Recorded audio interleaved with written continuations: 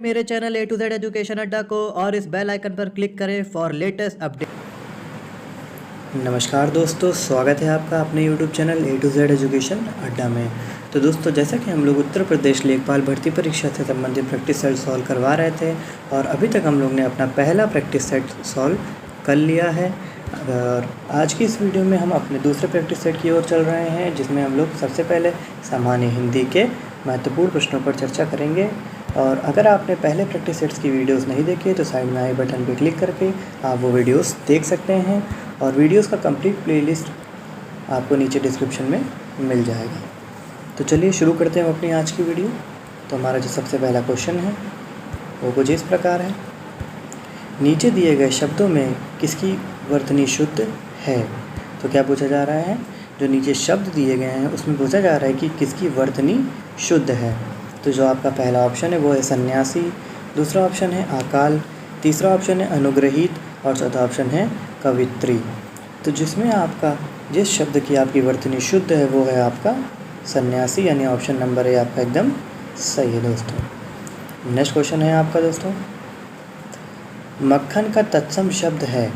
तो क्या पूछा जा रहा है यहाँ पे, मक्खन जो आपका शब्द है उसका तत्सम शब्द पूछा जा रहा है दोस्तों।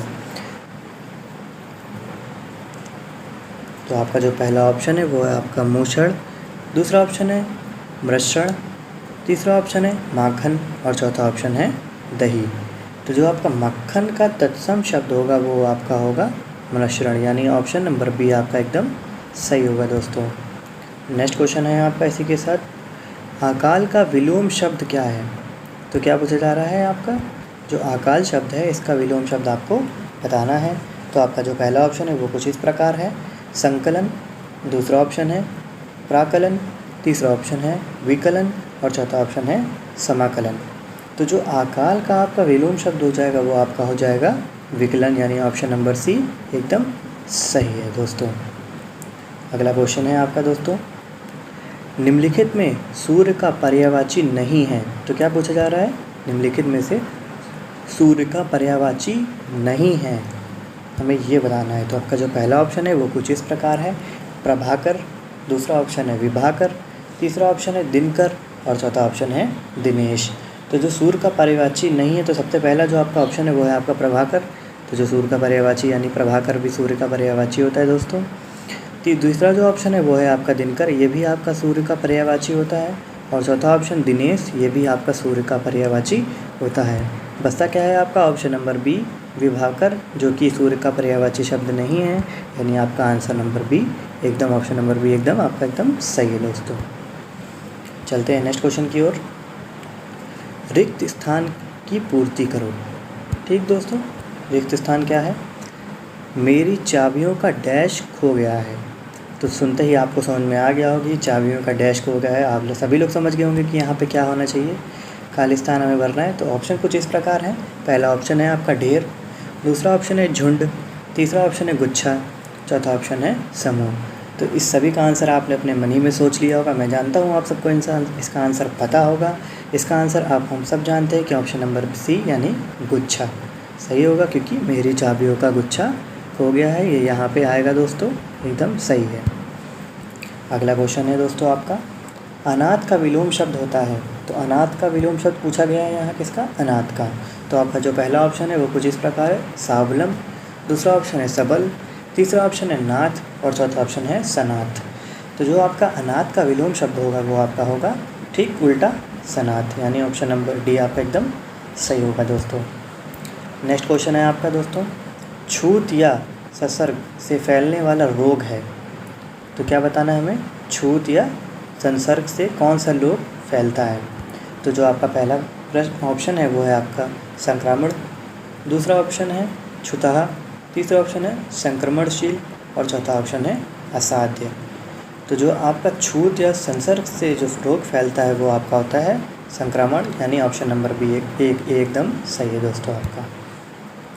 अगला क्वेश्चन दोस्तों आपका, सही अर्थ का चयन करें।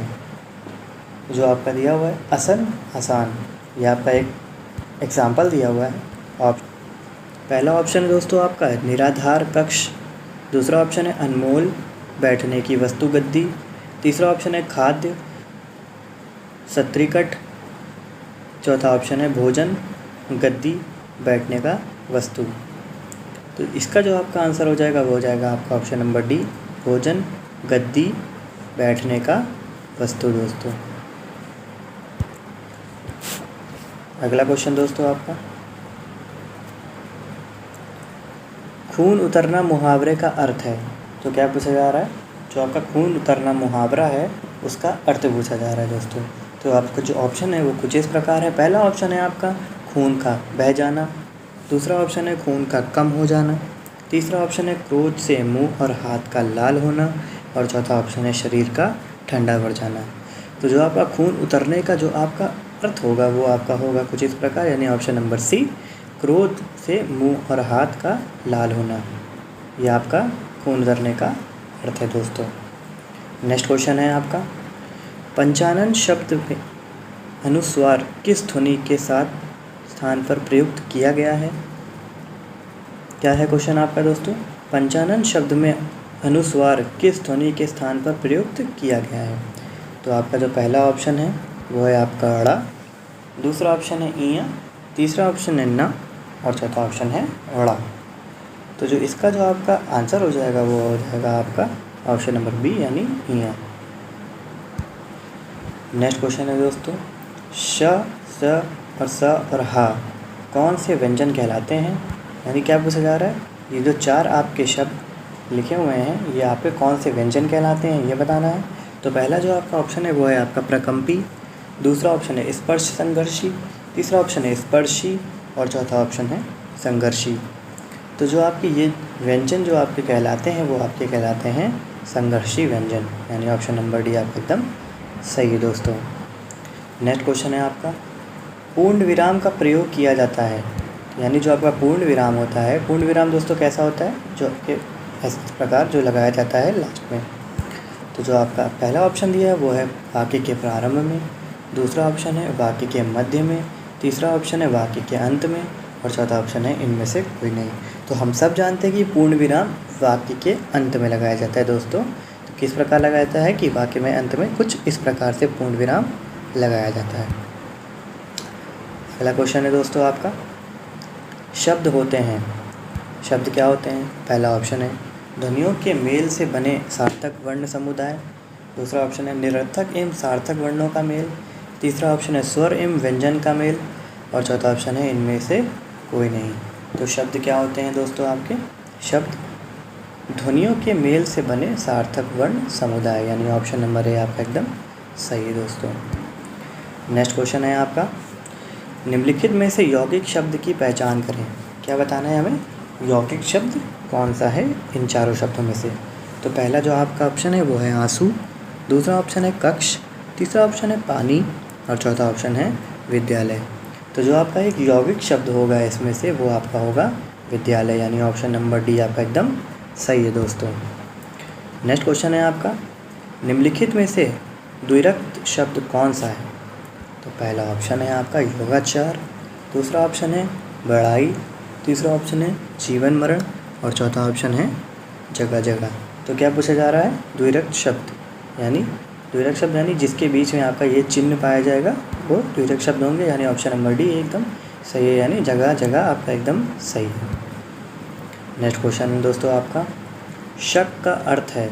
क्या है शक का अर्थ। पहला ऑप्शन है पिनाकी, दूसरा ऑप्शन है इंद्र, तीसरा ऑप्शन है पंचबाण, और चौथा ऑप्शन है शकल। तो जो आपका शक का अर्थ हो जाएगा वो आपका हो जाएगा इंद्र, यानी ऑप्शन नंबर बी आपका एकदम सही है दोस्तों। नेक्स्ट क्वेश्चन है दोस्तों आपका, तत्सम शब्द का चयन करें। क्या करना है हमें, इन चारों शब्दों में से एक तत्सम शब्द का चयन करना है। तो जो पहला ऑप्शन है आपका वो है आपका घड़ा, दूसरा ऑप्शन है घोटक, तीसरा ऑप्शन है घर, और चौथा ऑप्शन है घी। तो जो आपका तत्सम शब्द है इसमें से वो आपका हो जाएगा घोटक, यानी ऑप्शन नंबर बी आपका एकदम सही है दोस्तों। नेक्स्ट क्वेश्चन है दोस्तों आपका, इनाम किस भाषा का शब्द है। तो क्या पूछा जा रहा है, इनाम जो शब्द है वो आपका किस भाषा का है। तो पहला जो ऑप्शन है वो है आपका अरबी, दूसरा ऑप्शन है फ़ारसी, तीसरा ऑप्शन है तुर्की, और चौथा ऑप्शन है पुर्तगाली। तो जो इनाम शब्द है वो आपका अरबी भाषा का शब्द है दोस्तों ये। कौन सी भाषा का? अरबी भाषा का। इसी के साथ आपका अगला क्वेश्चन है, दिगंबर में संधि है। तो जो दिगंबर आपका शब्द है इसमें क्या पूछा जा रहा है, कौन सी संधि का प्रयोग किया गया है? तो पहला जो आपका ऑप्शन है वो है आपका वृद्धि संधि, दूसरा ऑप्शन है दीर्घ संधि, तीसरा ऑप्शन है अयादि संधि और चौथा ऑप्शन है व्यंजन संधि। तो जो दिगंबर शब्द में आपका संधि का प्रयोग किया गया है वो है आपका व्यंजन संधि, यानी ऑप्शन नंबर डी आपका एकदम सही है दोस्तों। इसी के साथ आपका अगला क्वेश्चन है दोस्तों, तथैव में संधि विच्छेद है। तो क्या करना है हमें? तथैव का संधि विच्छेद बताना है। तो जो पहला ऑप्शन है वो है आपका तथा प्लस एव, दूसरा ऑप्शन है तत् प्लस एवं, तीसरा ऑप्शन है तथैव प्लस व और चौथा ऑप्शन है ता प्लस थैव। तो जो आपका तथैव का संधि विच्छेद होगा वो आपका होगा तथा प्लस एव, यानी ऑप्शन नंबर ए आपका एकदम सही है दोस्तों। अगला क्वेश्चन दोस्तों, इनमें से तत्पुरुष समास किस शब्द में है? तो क्या बताना है हमें? जो तत्पुरुष समास है वो किस शब्द में है, यानी इन चारों में से किसी एक शब्द में तत्पुरुष समास है वो हमें बताना है दोस्तों। तो हमारा पहला ऑप्शन है भयभीत, दूसरा ऑप्शन है भरपेट, तीसरा ऑप्शन है विद्याधन और चौथा ऑप्शन है पंचवटी। तो जो आपका तत्पुरुष समास है वो आपका है भयभीत में, यानी ऑप्शन नंबर ए आपका एकदम सही है दोस्तों। नेक्स्ट क्वेश्चन दोस्तों आपका, सकर्मक क्रिया कौन सी है? तो जो आपकी सकर्मक क्रिया होती है वो आपका पहला ऑप्शन है लिखना, दूसरा ऑप्शन है सोना, तीसरा ऑप्शन है रोना और चौथा ऑप्शन है हंसना। तो हमें क्या बताना है कि इन चारों में से सकर्मक क्रिया कौन सी होती है? तो जो आपकी सकर्मक क्रिया यानी कुछ करना यानी लिखना, यानी ऑप्शन नंबर ए आपका एकदम सही है, क्योंकि वो एक सकर्मक क्रिया है, लिखना एक सकर्मक क्रिया है। नेक्स्ट क्वेश्चन है आपका, निम्नलिखित में से कौन सा अनेकार्थक शब्द है? तो पहला ऑप्शन है अमृत, दूसरा ऑप्शन है आकाश, तीसरा ऑप्शन है व्योम और चौथा ऑप्शन है इनमें से कोई नहीं। तो जो आपका अनेकार्थक शब्द है वो है आपका व्योम, यानी ऑप्शन नंबर सी आपका एकदम सही है दोस्तों। नेक्स्ट क्वेश्चन है आपका, गरीब शब्द है। तो गरीब कौन सा शब्द है? पहला ऑप्शन है क्या गरीब तुर्की शब्द है, दूसरा ऑप्शन है क्या गरीब अरबी शब्द है, तीसरा ऑप्शन है क्या गरीब उर्दू शब्द है और चौथा ऑप्शन है क्या गरीब फारसी शब्द है। तो हमें बताना है कि गरीब कौन सा शब्द है। तो गरीब क्या है? गरीब एक अरबी शब्द है, यानी ऑप्शन नंबर बी आपका एकदम सही है दोस्तों।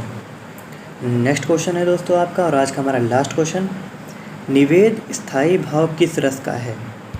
हमें क्या बताना है? निवेद स्थायी भाव किस रस का है? तो हमारा पहला ऑप्शन है भक्ति रस, दूसरा ऑप्शन है हास रस, तीसरा ऑप्शन है करुण रस और चौथा ऑप्शन है शांत रस। तो इसका आंसर मैं नहीं दोस्तों, आप मुझे नीचे कमेंट बॉक्स में कमेंट करके दीजिएगा। उम्मीद करता हूँ कि इसका आंसर आप मुझे ज़रूर देंगे। तो उम्मीद करता हूँ कि आपको मेरी वीडियो पसंद आई होगी। तो वीडियो पसंद आई हो तो वीडियो को लाइक ज़रूर कीजिएगा, नए हो चैनल पर चैनल को सब्सक्राइब जरूर कीजिएगा और नीचे कमेंट बॉक्स में कमेंट करके ज़रूर बताइएगा कि आपको मेरी वीडियो कैसी लगी। मिलते हैं नेक्स्ट वीडियो में बाकी क्वेश्चन के साथ। Thank you for watching.